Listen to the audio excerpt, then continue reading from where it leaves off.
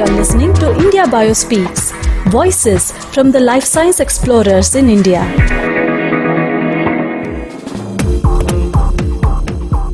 Hello and welcome back to In Conversation with a Mentor, on the stories of path-breaking mentors across the life science research community. In this series, we talk to researchers, science managers, administrators, and entrepreneurs based in life sciences. Enjoy listening and do send us your feedback to India Biospeaks at indiabioscience.org. In Season 2 of In Conversation with a Mentor, we're talking to people who have come from a non-life science background and have made a big impact in the community. Let's delve into their inspiring and insightful stories. Today, we have with us someone whose organization TNQ Technologies is very special to us at India Bioscience. Apart from being at the forefront of academic publishing services, TNQs has been the partner and supporter of India Bioscience outreach grants. We have with us the CEO of TNQ, Abhigyan Arun. At TNQ, Abhi's focus has been on aligning the business, technology, and product strategy of TNQ to the demanding needs of the publishing industry. Hello, Abhi, and welcome to In Conversation with Mentor. We are very excited to talk to you. Hello, and thank you so much for inviting me to this forum, and I'm equally excited to speak with you.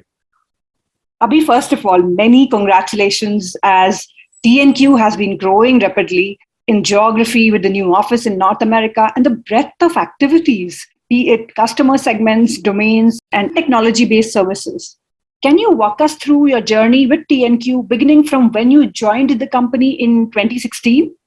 Sure. I started working with TNQ in April of 2016. Mariam Ram is the managing director, and she started the business in 1998. TNQ was a family-driven business with very strong roots in STM publishing. It is financially a very stable company and a company with strong ethics and a very strong value system towards all stakeholders. Now, TNQ grew significantly under Mariam's leadership, but the growth was concentrated on a few customers. TNQ technology capabilities were actually far superior than similar companies, but they needed the right sales and marketing positioning. And our brand value was very strong in the publishing world, specifically in the STM publishing world. So Mariam's brief was threefold: build on the strengths of TNQ, whether it was technology or a dedicated focus on STM, and strengthen the reputation built over almost 2 decades of an innovative and technology-driven company. The second was to create a sales framework for growth in a sustained manner. And the third was to create a more formal and corporate structure that would suit a growing company such as ours. 6 years down the line, I guess we are very happy and proud of what we have achieved. We have diversified our customer base across the world, and we have expanded on the technology portfolio with more products and services for the publishers, as well as the overall scientific and research community. We are now getting more and more closer to the scientific community through our product Author Cafe, and we hope to not just impact the experience of a PhD scholar, but also take that learning to the publishing and pre-press processes and make the overall publishing much better. Of course, there's a lot more work that is needed. That is because the situation keeps evolving and the goals have to keep pace with the change in both the micro and the macroeconomic conditions around us. I have a great team around me, and we will continue to evolve and continue to deliver value to the publishing and research community. Let's shift gears to your career, Abhi, which is very unique and unconventional. One wherein you started with very early on with NIIT and British Airways, and then you worked with multiple organizations like First Choice, BBC, Satyam, Cognizant, and Innodata. What is your philosophy in terms of choosing a career path or a job in life? And what made you move from one organization to another? I hesitate to be caught up in the hindsight bias and declare that the choices that I made at that time are the reasons why I am doing what I am doing today. And what you are very politely calling unique and unconventional could also have been labeled as haphazard and exploratory if it hadn't worked out in the manner that it did. But if I have to think about choices that I made and what drove those choices, there are 2 philosophies, so to speak. The first is, when faced with a dilemma about job A versus job B, I would try and eliminate salary or compensation from the decision-making process, because I strongly believe that the moment you factor compensation, you become less objective and your ability to think objectively gets diluted. So my decisions were based on the job that suits my strength, jobs that would take me out of my comfort zone, jobs that would allow me to do things that I had not experienced previously, and job that would be meaningful and not just mundane. And the second philosophy, again, is I kind of had a rough direction in mind because very early stage in my career, through interaction with mentors, I learned that my skills are in working with people. So I made a conscious choice to take such roles where I would get to interact with people. And I don't just mean having a team, but having different kinds of stakeholders. Like NIIT and First Choice were technical roles. But then BBC was the turning point of my career where I was able to observe stakeholder management on a massive scale. And then Satyam and Cognizant allowed me to use these learnings to develop sales and account management skills. And InnoData gave me an opportunity to hire, train, and manage people and build a business from scratch. So if I reflect on my career, it does seem that all my jobs, one after the other and in the correct sequence, were designed to prepare me to do what I'm doing at TNQ today. I couldn't see it then, but I can feel fortunate now. I have also been blessed to have very strong mentors throughout my career. I guess I'm one of those rare people who have not had a bad boss. All my managers have contributed significantly to my growth. And perhaps that is another thing in hindsight. I never hesitated in seeking guidance and mentorship. Whoever was willing to give me knowledge, I was just grateful and willing to take it. That's wonderfully put, Abhi. Now, coming to your education, after gaining extensive experience in information technology, customer services, consulting, and business development, you went back to study management at Henley Business School and IIM Ahmedabad. I'm wondering what made you go back to college. To be honest, my undergraduate education wasn't the most rewarding and challenging experience. It was also not very useful for what I wanted to do in my career. So I wanted to get a higher degree, but I just wasn't sure of what that should be. A very good friend of mine, who was actually at that time my manager, was exploring options for an MBA, and he was quite sorted in his thinking. And I gained a lot in discussions with him. So I decided to take the plunge that time. And also, I believe an MBA is most useful if you can relate the theory to your learning. It's an application-driven course where the theory has to be relatable to you. I thought that would only happen if I gain some experience of working and understanding of various aspects of business. So I started my MBA at Henley around the same time as I was at BBC, and the coincidence worked very well for me. IIM Ahmedabad was actually a very short strategic course, but the experience was nevertheless very enriching. If I can find time, Sile, I would go back to college again. I keep having this conversation with both Mariam and my wife. The world is changing so fast that what we have learned 10 years ago is already obsolete. The socio-political context of today, the expectations of the new generation of workers, the new paradigm of sales and marketing using social media, all of that is very, very new and very different. So it would be great to learn today's world alongside leaders of today's and tomorrow's generation. And I'm perfectly okay with the fact that I might be the only gray-haired uncle in the course, but I would want to go back to college again. Absolutely. Learning really never stops. And also, who we are today is a result of these learnings and events. Some of them are planned, but most of them are unplanned and serendipitous. Can you tell us one or two unplanned events in your career journey that enabled you to be the individual you are today? It's a very interesting question. Me getting an opportunity to work in the UK was unplanned. It just happened, and that too at a very early stage in my career. The exposure of working with a different culture, the experience of being on the demand as well as supply side of services business, that has had a tremendous influence on my career. I guess I work better with most of my customers because I can relate to them better. TNQ was completely unplanned and serendipitous. I had not even heard of TNQ when I was working at InnoData, and I wasn't actively looking for a job, but TNQ and InnoData shared a common customer, a large commercial publisher, and they had hosted a supplier event in Chennai in November of 2015. And I came to that event representing InnoData. And in the inaugural ceremony, I heard Mariam speak, and I do not know of many people who can speak with such clarity and poise.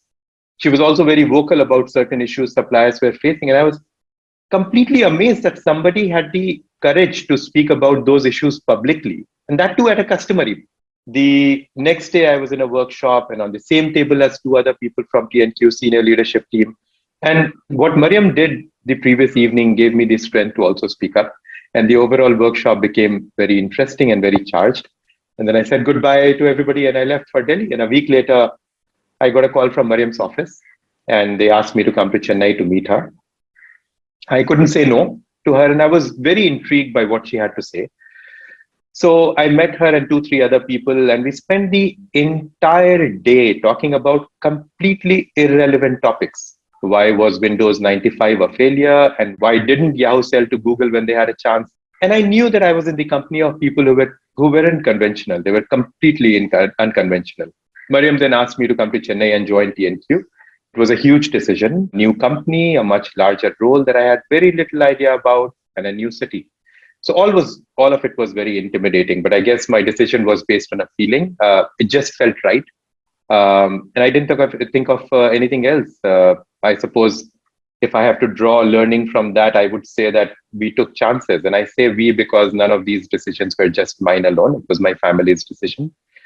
Some chances would work, some won't, but I guess you won't know until you take chances.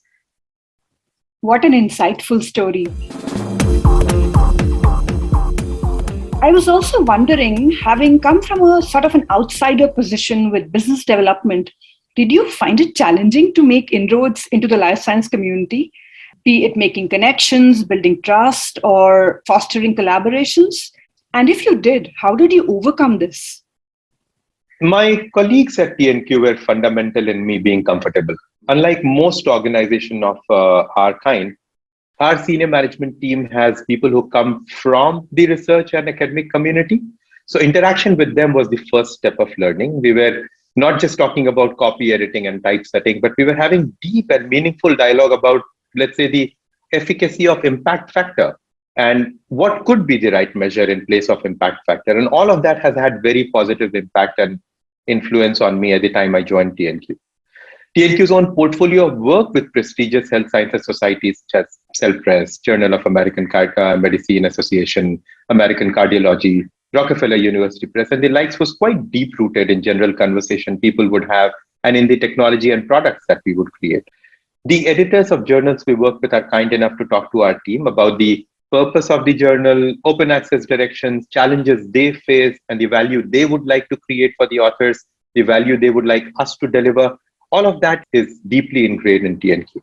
We were also very fortunate to work with somebody that you guys know well, Professor Ron Whale, the HHMI Vice President and the Executive Director of Janelia Research Campus, on a fascinating project called Explore Biology. You can just search it up and you will see such a precious collection of content from some of the most prestigious life sciences researchers in the whole world.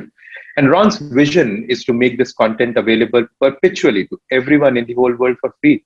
We partnered with him to deliver the technology platform, and we are so proud of our association with XBio. TNQ's annual Distinguished Lecture Series in the Life Sciences is another forum where I get to interact with exceptional scientists and researchers.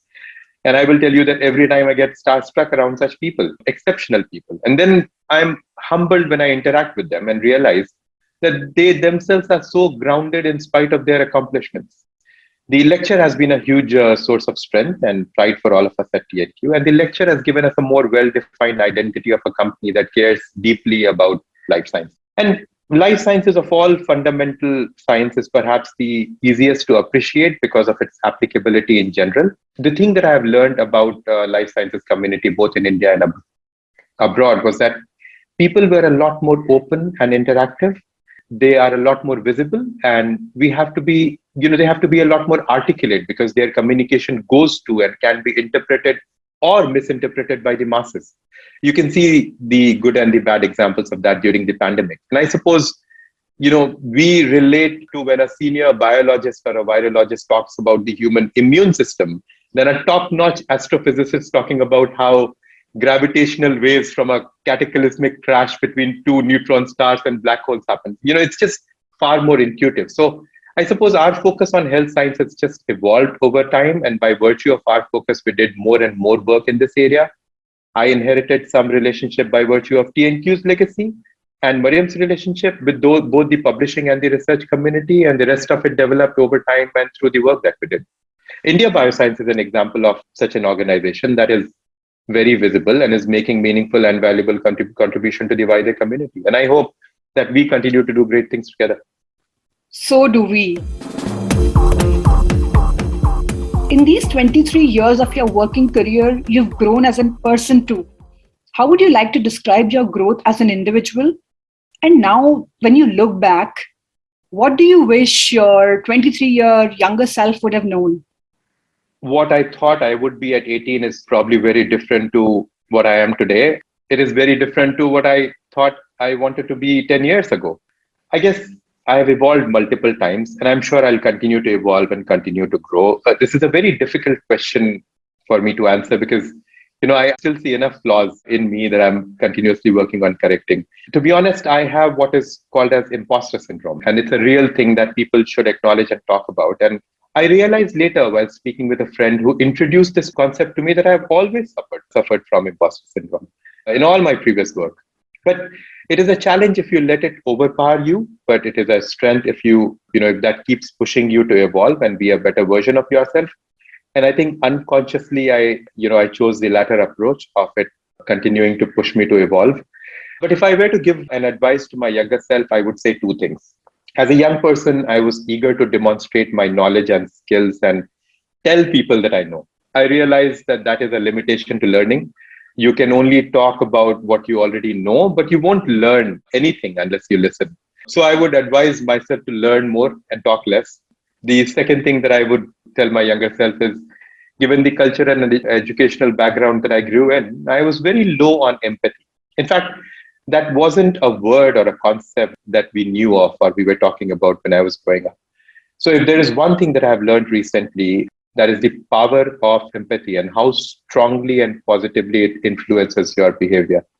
So I suppose these would be the two key things that I would advise my younger self that would shape me a lot better today. Very, very valuable advice, Abhi. I'm sure for all of our listeners as well.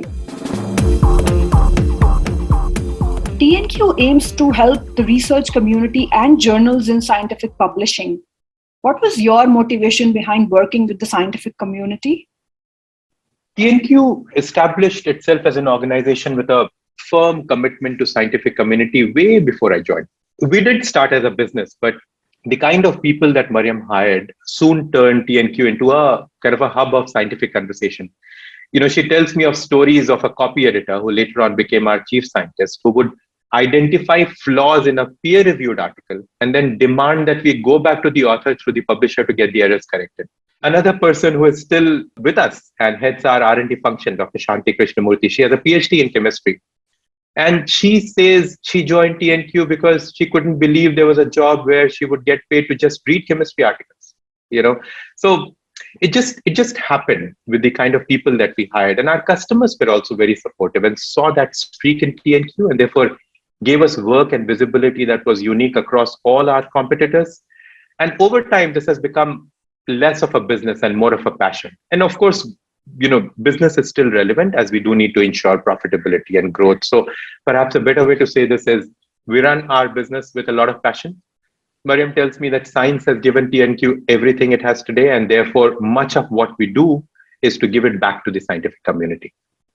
Now, diving a bit deeper, could you shed some more light on the ways TNQ is helping and engaging with the research community to overcome the common hurdles it is facing? I wouldn't claim to know of all the hurdles the research community is facing, but one area that we are working on is to improve the PhD thesis and dissertation experience. I earlier spoke about this briefly. See, whilst there is still enough attention on research that is being published, there is very little attention given to PhD scholarship. And that is also a gold mine of information that just gets lost. Author Cafe is one of our core products that is out there to solve this huge problem. And you can just look at what they do at www.authorcafe.com. Through Author Cafe, we hope to get closer to the research community and learn more about their challenges in order to develop technology solutions.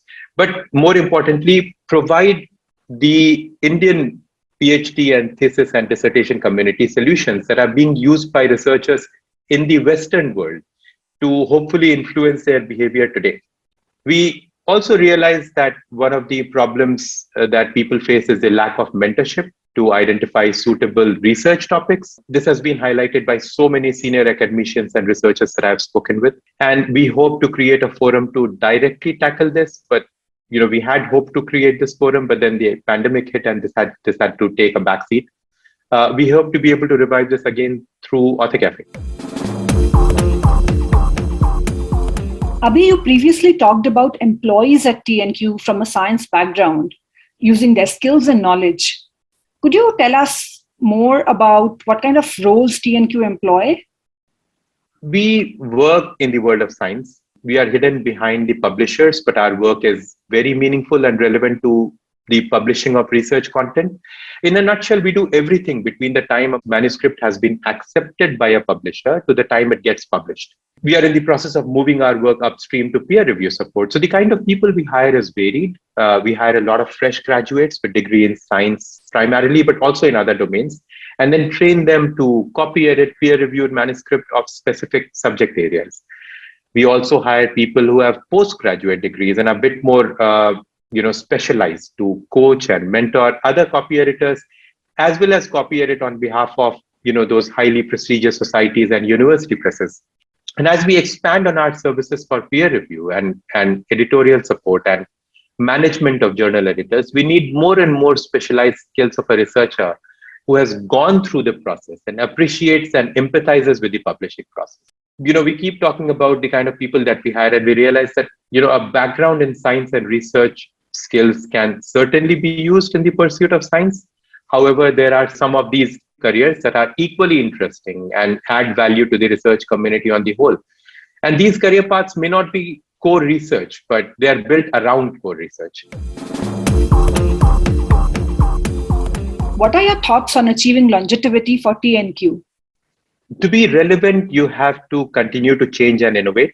Longevity of a business is built on only these two fundamentals, and we relentlessly pursue change and innovation at TNQ. Understanding where the industry is going and keeping pace with it is also crucial.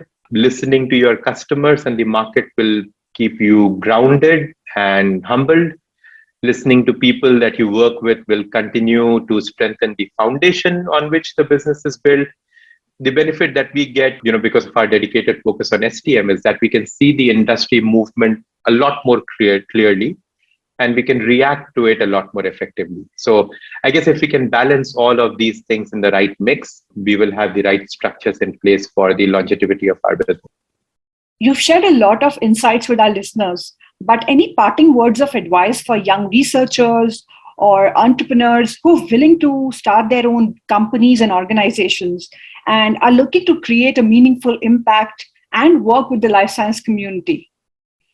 I am not an entrepreneur myself, so to speak, but I have seen a few, and more recently, Mariam, in close proximity. So based on my observations and my own experience, I can tell you the following. The first thing that you need to acknowledge is that it is not easy. Building a business and being an entrepreneur is not easy. It is hard work and takes a humongous amount of effort and personal sacrifices. You need to be very passionate about the idea and willing to make the effort necessary to make the business succeed. So talk to other entrepreneurs, not just those who are successful, but also those whose businesses were not as fortunate, and learn from their experience. Don't just gather your knowledge from books, reach out to real people with real experience, and that will help you match your business idea to their context. The second is you must be absolutely passionate about the work that you are going to do or the business that you're going to start, because your passion and drive will be the fuel for the rest of the people in your business. Your passion will be visible to the customers when they have to make a decision to work with a young entrepreneur. Creativity and passion is the hallmark of a flourishing business. The third is, I read a long time ago that whilst every business starts with an identified need in the market, the success of a business is based on how big that need is and how big the gap is. So a product can be developed for a gap, but unless the gap is large enough, meaning there are enough people or companies that face the problem, the product does not translate into a meaningful business. That doesn't mean you should not solve for smaller gaps in the market, but then you need to be aware of and be realistic about the size of your market.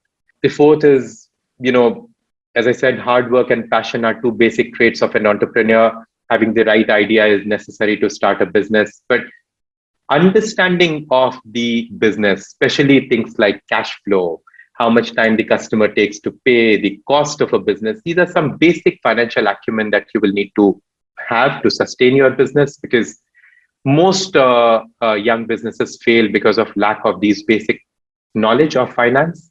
Make sure you generate or at least secure funds with long-term visibility. Otherwise, even if you have a great idea or you are close to a breakthrough, you just might run out of juice. And finally, the ability to adapt and change.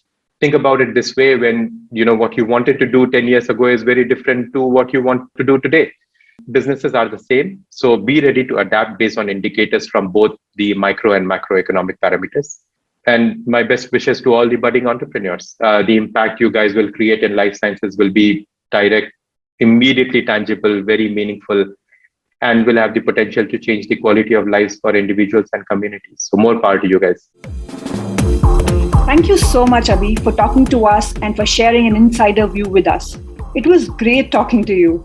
You've had such an incredible career path, which I'm sure will inspire many in the community who are looking to start something independent, be it a lab or a company or a project. Once again, thanks a lot for joining us at In Conversation with a Mentor. Thank you so much for having me here. It was a pleasure and a privilege to speak with you today. Thank you. Thank you all for listening to us at India Bio Speaks, In Conversation with a Mentor. We look forward to receiving your comments and feedback at indiabiospeaks@indiabioscience.org. Until then, keep listening. If you're passionate about scientific research, communication, outreach, and science education as we are, please connect and engage with us. And here are some ways to do so. Visit our website at www.indiabioscience.org. Subscribe to our newsletters. Write for us and join our online discussion forum at discuss.indiabioscience.org. Advertise jobs, grants, and events in the life sciences on our website. And feel free to contact us anytime at hello@indiabioscience.org. Until next time, enjoy your science and stay engaged to enable change.